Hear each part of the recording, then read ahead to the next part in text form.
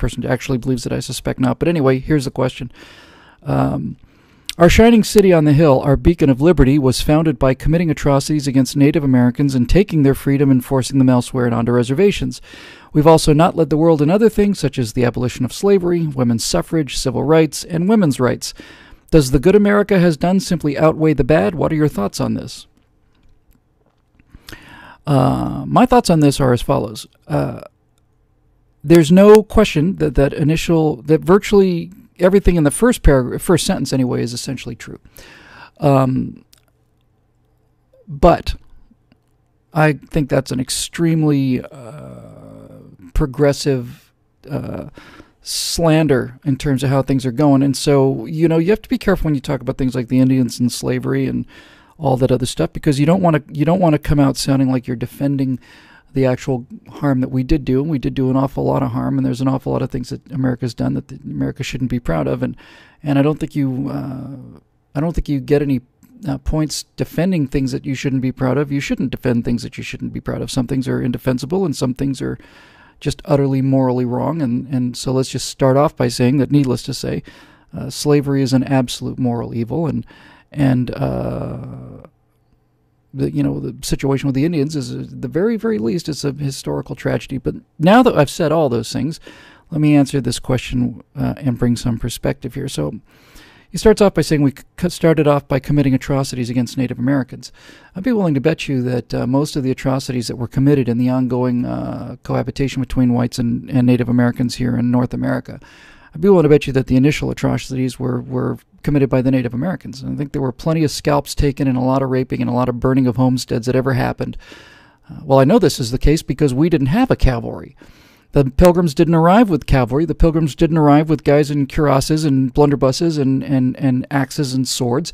The guys who first came to this country to live with the Indians were peaceful pilgrims. And so whatever atrocities were committed to start this running 400-year bloodbath were committed by the Native Americans. Period.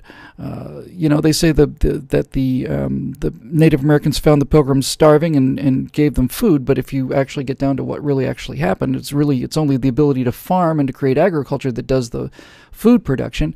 If anybody's starving consistently across this spectrum of people, it was probably the the Indians. I'm going to call them Indians because that's what they like to call themselves.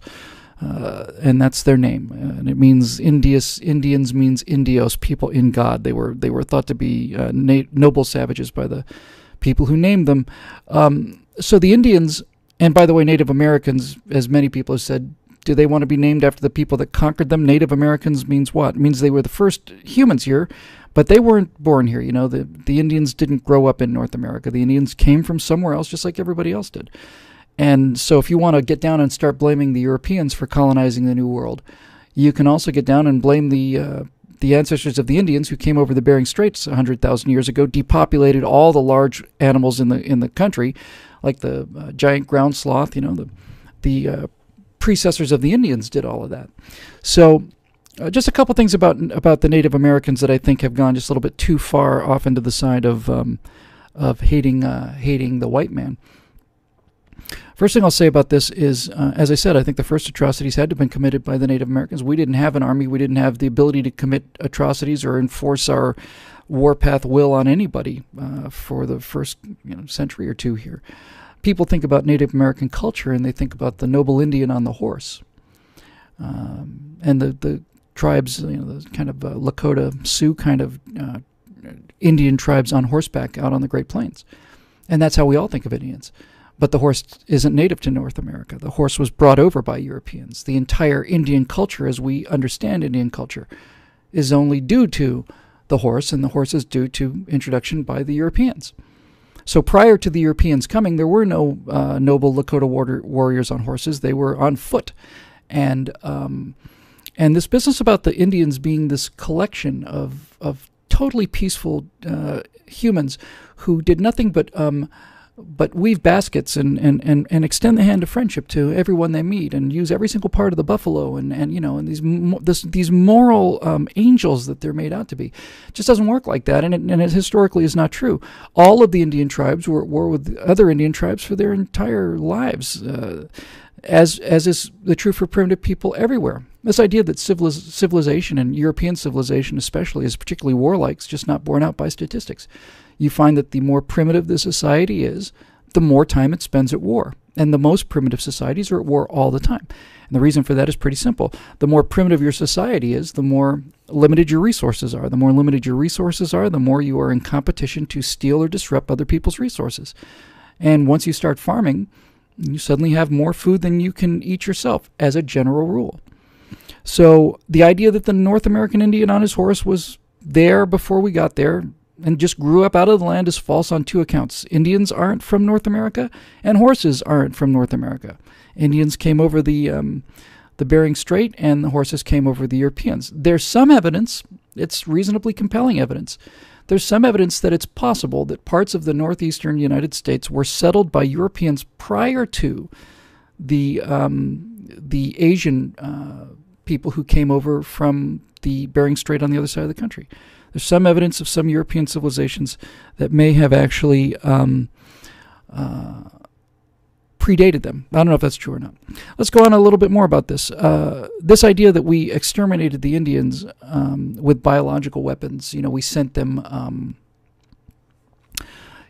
smallpox infected blankets. First of all, I think there's only one case that was ever historically shown to be that is what happened.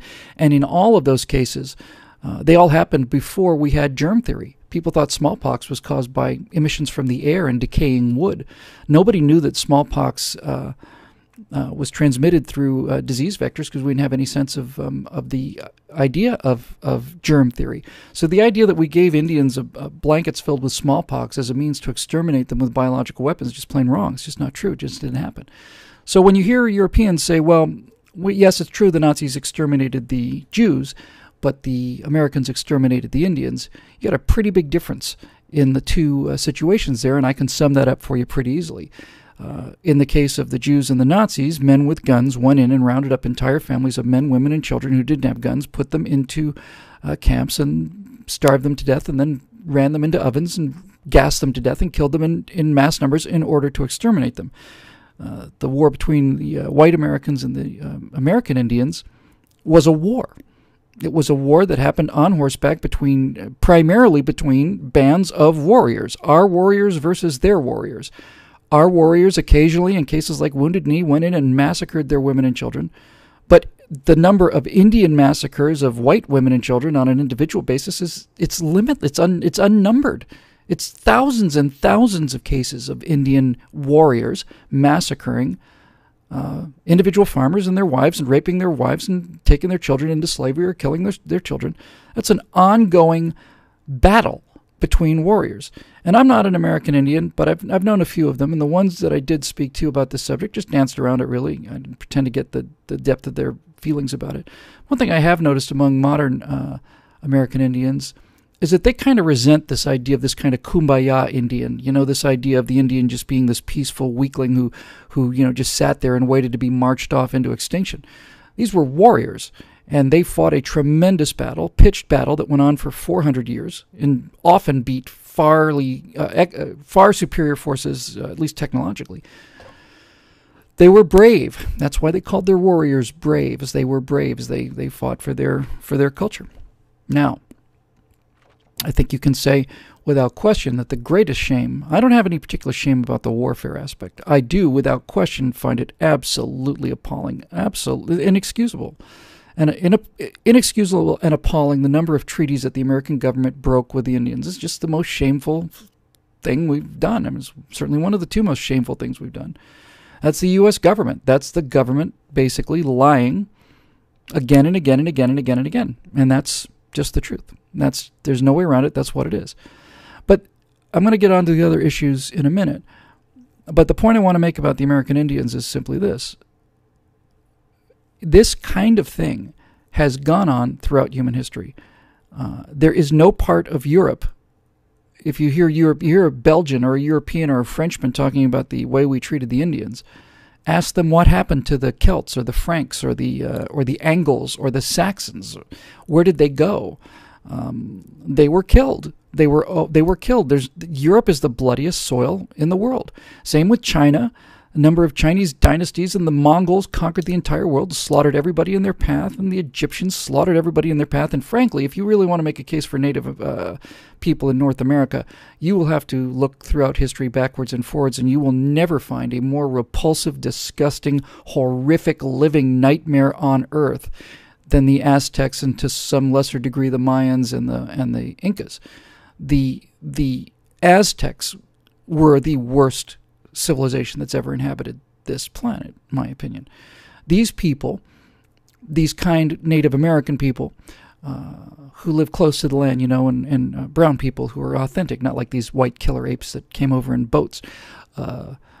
The Aztec people formed entire armies, and the armies would simply go up and down their territory and into neighboring territories simply to kill slaves, to capture slaves rather. The slaves would be brought back to their pyramids, and they would have their living hearts cut out from them, sometimes hundreds a day, and then they'd kick the bodies down those steep pyramids, and people down below would skin them and wear their skins for suits.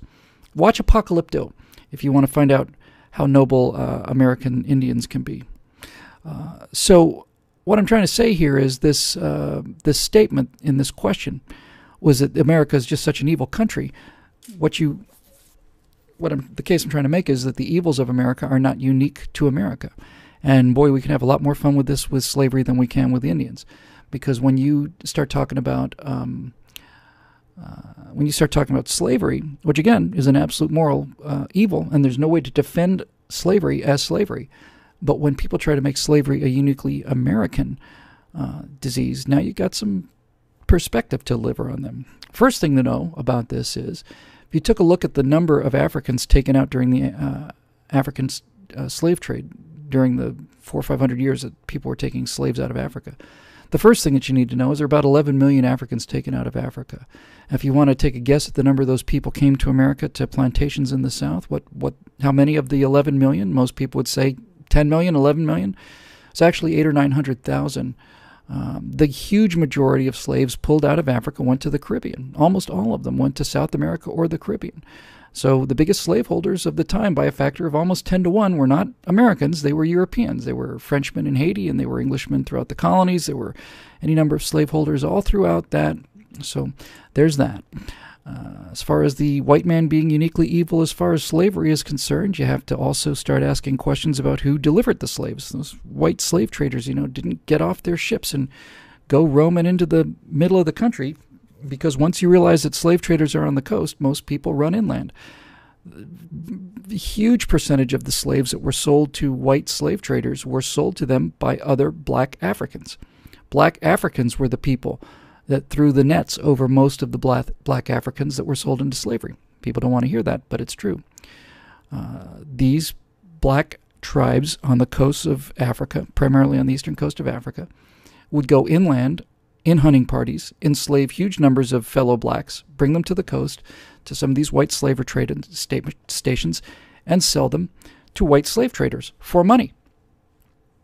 So they're in the slavery business too, but in addition to being in the slavery business, they're also traders to the degree that you could be a trader about this kind of thing. So, 10% of the total slaves sold came to America, 9%, 10%, and of most of the slaves that were captured, they're captured by other blacks. That tends to complicate the issue a little bit. Let's go on about this whole uniquely American thing about the slavery too.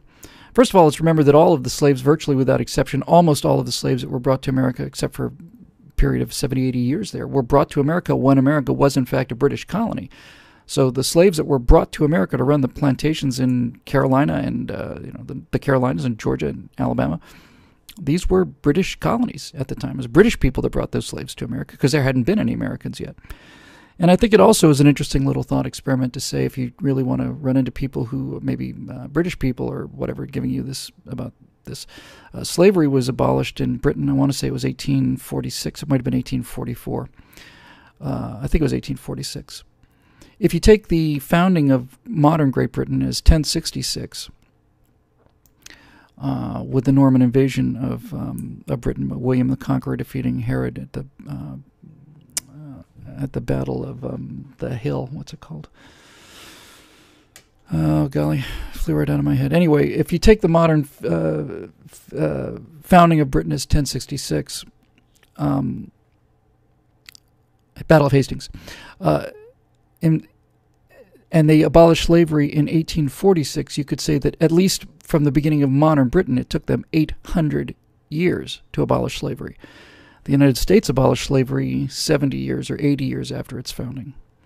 So Great Britain abolished slavery in 1846, and they did it with the stroke of a pen, but they weren't dependent upon the slave trade. There were no economic reasons to keep slaves in Great Britain, so they abolished slavery with the stroke of a pen in 1846. We did it 20 years later when a significant portion of our economy was based on slavery, and we killed about 1 million people to do it. About 1 million white people died on both sides. The northern casualties were about 500,000 in combat, but probably more like over 1 million in terms of disease and everything else. Millions of Americans died, white Americans died, to end slavery in America 20 years, not 200 years and not 2,000 years after the British and the rest of the Europeans did it. And I'll go further by saying that that while Britain had abolished the slave trade in 1840s and abolished slavery in England in 1840s, the one thing that Britain didn't abolish was the results of the slavery, the economic benefits of the slavery, because Britain was the virtually entire market for Southern cotton. Virtually all of the cotton that was grown in the South by slaves was bought by the British to be used in their textile mills, where my family came from, up in Lancashire. My family were mill workers for 5-6 generations in Wigan, up in Lancashire. So, it's one thing to say, hey, no more slaves, but we're going to buy all of your slave labor, which is exactly what the British did. So, again, this is not to defend slavery, and it's not to say that slavery was a good thing or a swell thing, or it's not to say that slavery isn't shameful. It's to say that slavery is today an ongoing disease, and that prior to the Industrial Revolution, it was the only form of controllable muscle power that a government could bring to bear with any degree of reliability. The pyramids were built by slaves. Virtually everything in the ancient world was built by slaves. Virtually everybody had slaves up until the founding of America and the Enlightenment. And so to blame slavery on America and to say that we liberated slaves late, we liberated slaves 7-8 decades after the founding of our nation, not 7 or 8 centuries after the founding of our national identity. I think that bears a little perspective, and I think it also bears perspective to say that any number of slaves were kept after slaves, that there are still slaves today, that there's slavery going on today. It's virtually all at the hands of Arabs. Arabs are enslaving Christians, are enslaving blacks. Other blacks are enslaving blacks. There's a slave trade of Koreans and so on going on. There's millions and millions and millions of people held as slaves today in the world today. Many millions more slaves today than there ever were at the height of the slave trade during the Confederacy. And those are actual physical slaves, not counting the mental slaves and the emotional slaves that the Democratic Party has created in order to keep themselves in power. I'm talking about actual slaves in chains. So I think a little perspective helps us there. And by the way, today, and for 100 years now, 200 years, freedom and slavery has been kind of a binary thing, right? You're either a completely free person or you're a slave. You're held in bondage. But at the time of the Revolution, and at the time of the founding of this country, and at the time of the Confederacy, there were many different degrees of what we would consider to be slavery today. And certainly slavery was at the bottom. You were another person's property. But there were indentured servants. There were people who were basically owed their entire livelihood to somebody else and were their slave until they could pay it off. There were forms of apprenticeship that really basically made that person a slave for 5 years or 10 years or whatever length of time it took them to free their apprenticeship. So indentured servitude and these kind of things were degrees of slavery that we look at today and say those people weren't free. And so, I'm just reluctant to judge people in the past by our standards because I just don't think it's fair. And I just don't think it's fair to them. And this question was just loaded with this. Let's move on. It says, we've not led the world. America's not led the world in the abolition of slavery. Didn't we? The British signed a piece of paper saying we're going to abolish slaves, but we don't have any slaves here. We've had them they've been legal for ever, but at least 800 years since the Norman invasion, but we're going to eliminate them now, even though we don't have any. So it's really no cost to us, but we'll continue to buy the product of slavery over there in the Confederacy. I don't see how that's leading the world in slavery. leading the world in the abolition of slavery. Leading the world in the abolition of slavery is fighting a giant civil war and killing 1 million people to bring an end to slavery in this country. Civil War didn't start out about slavery, although it did, because when people talk about states' rights, it's about the right of people in certain states to own slaves. That's the only thing it was about. It's absolutely true that the British went around and took to destroying slave colonies and destroying slave ships at sea. But again, they did this 20 years before we did, not 2 centuries and not 5 centuries and not 8 centuries. They'd been around for a long time and tolerated it for a long time before they took action against it. They're the ones who brought the slaves to the New World in the first place, after all, and the French. So Haiti and French slavery continued on long after we'd abolished it, and it goes on today. As far as women's suffrage goes, I think it's a pretty long reach to say that America doesn't lead the world in women's rights. You may be able to make the case that women had the vote in other countries prior to us, but not way prior to the United States. And this idea of modern feminism is an American idea. I don't know anywhere else in the world where you see women employed on the kind of level that they're employed in America today, both as a percentage and in terms of height that they've achieved in their cultures. Certainly, I don't know of any other society in the world that goes to the kind of corrective efforts with things like Title IX and all of these advertisements that every single one of them today, the father and the man is a blithering idiot or is a man-child, and the woman is the sensible, rational, reasonable one who's filling out the checkbook and so on. This idea that we have been lagging in women's suffrage is just not true. I don't know what the gates of the women getting the vote are, but there are many countries that have had it happen after us, and certainly in the vast part of the world today, all around the world today, with 100% truth in the Muslim world today, it's 1 billion people.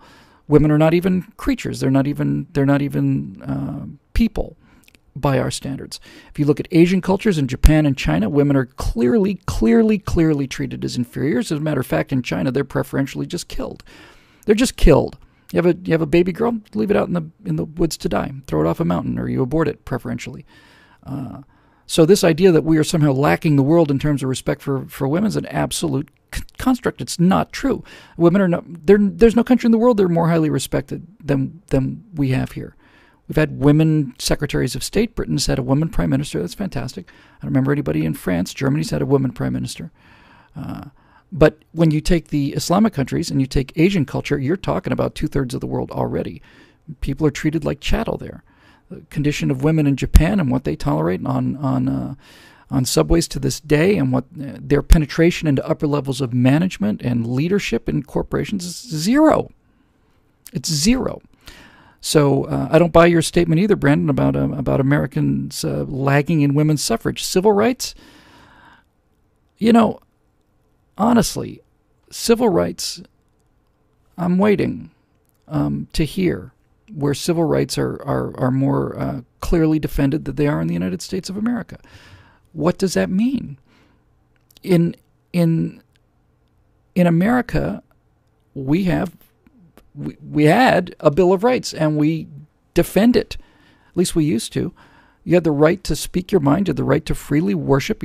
These are all civil rights. If you're talking about civil rights, you're talking about racial equality and things like separate but equal and all of these, segregation and stuff. You can make the case that America has lagged to some degree, but that case doesn't stand, because the only place where America has so-called lagged in terms of things like integration is in places like France or Sweden. But France and Sweden don't have this issue to deal with, and neither did Britain, and neither did Germany, and neither did any of these places for the decades and the centuries that they've been talking about American racism. American racism was discussed by European countries with an attitude of snobby superiority by people like Belgians, who went into the Congo in the early 1900s, not in the 1800s, in the early 1900s, killed 10 million Congolese for King Ludwig's personal gain, his personal gain. Millions and millions and millions of Africans were killed for King Ludwig of Belgium in the 1900s. It's probably the greatest unknown atrocity of all time. Nobody says boo about that. And when you hear French people lecturing us about our racism and how we treat black people, black population in this country has been 10% or around there for 200 years. The percentage of black people in France was essentially 0%. It was Billie Holiday. and one or two other American expatriates. And so they could treat them like celebrities and ooh and ah and all that other stuff. But they didn't have to deal with it until suddenly they did. And then starting in the 70s and the 80s and the 90s, you started to see Algerians immigrating into France, and you started to see Pakistanis and Indians and other people immigrating into Great Britain, and you started to see Turks immigrating into Germany. And what you find is the level of racism in those countries certainly matches what the United States was at its worst, and certainly exceeds what the United States experiences today. The French will never incorporate the people in those neighborhoods, the Belus or whatever the French name for these unassimilated Muslims are. They'll never be French people. They will always have two different populations. They're never going to fully assimilate into Swedish culture, no matter how hard they try, because Frenchness and Swedishness and Britishness and all these other things are blood and race and location. Americanism is an idea. Somebody comes to America from Mogadishu, or they come from Oslo. They raise their right hands, swear to become law-abiding American citizens. They're as American as anybody else in this country. That is the only place where that happens. So I basically, Brandon, I don't know whether your question was serious or not, but I throw it out on its heels. I completely just throw out the entire premise. I don't think we've lagged the world in these areas. I think if to the degree that we may be having a spotlight shined upon us about these issues, it's because we're the only country in the world that's had to deal with it.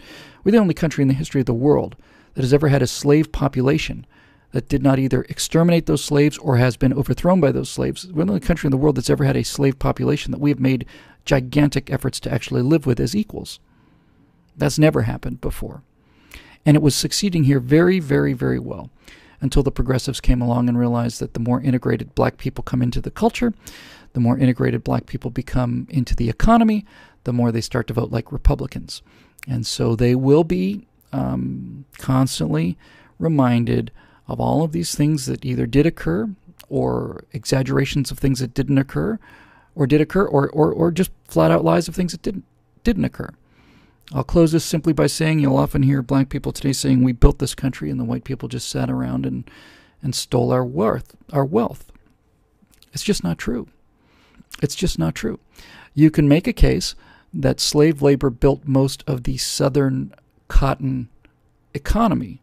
That case you absolutely can make. But unfortunately for the argument today, the southern plantation culture and that southern plantation economy was utterly destroyed in the Civil War. And everything that happened after that was accomplished by paid labor. The cities, the northern cities, were built by black workers to some degree, but by much larger percentages of white, Scottish, German, Italian workers. Everybody built America. This idea that black people built America and that white people are just sat around and watch it happen is just a pernicious lie. And black Americans are told that every day in order to gin up their resentment, in order to make sure that they keep voting Democrat in large numbers.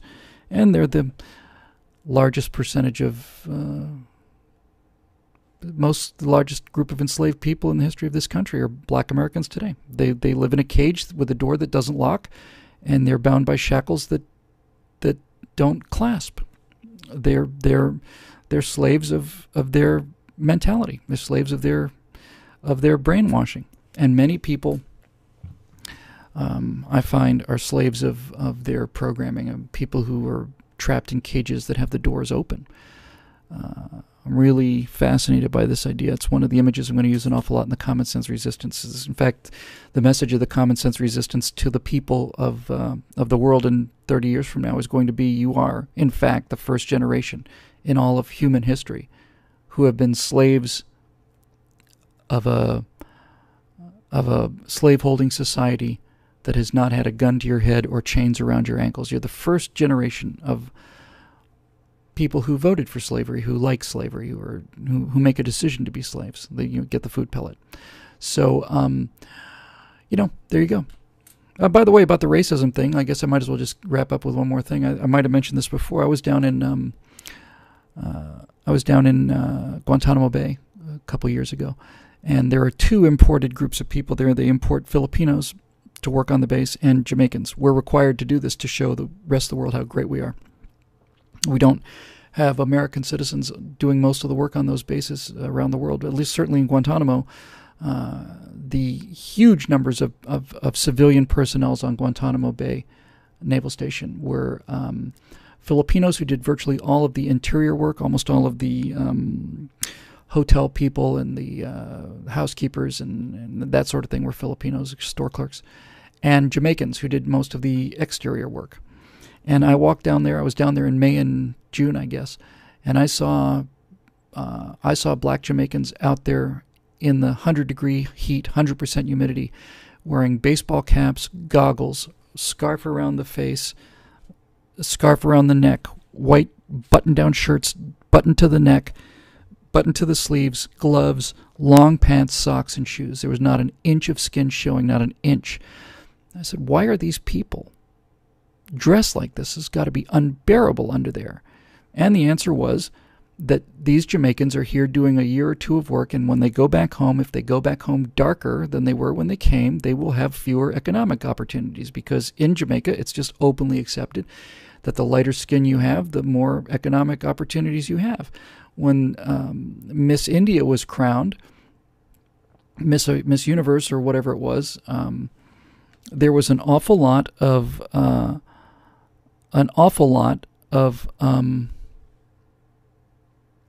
outrage, really, in the country, because if you look at Indian culture, East Indian culture, you find that all of their stars, all of their celebrities, all of their movie stars, their TV personalities, all of their actresses and actors are all extremely light-skinned people. The Indian person, that maybe it was a U.S. person, maybe she became Miss America, I don't remember, but this person was much darker than what they see in India, and that kind of racism exists in India. It exists in China. It exists in Japan. You want to talk about racism? Go to Japan and try to go into Japan as a Korean person, see what kind of treatment you get there. This idea that America is this bastion of racism is just not true. There's no racism worse than there was in India. It still exists today. This business of caste and untouchables and classes of Brahmins on one hand and untouchables on the other, you're talking about 500 million people just utterly enslaved. It's just not true, Brandon. It's just not true. It's been sold to you as uniquely evil, but it's not uniquely evil. It doesn't mean that bad things didn't happen here, and it doesn't mean that there's a great number of things to be ashamed of in the history of America. But they're not unique to America. And in more cases than not, you'll find that not only are they not unique to America, America has made a particularly strong effort to correct those injustices in a way that other countries never have. You never hear anybody even talk about the Belgian Congo, let alone making it up to those people. That's what I would say about that. Moving on.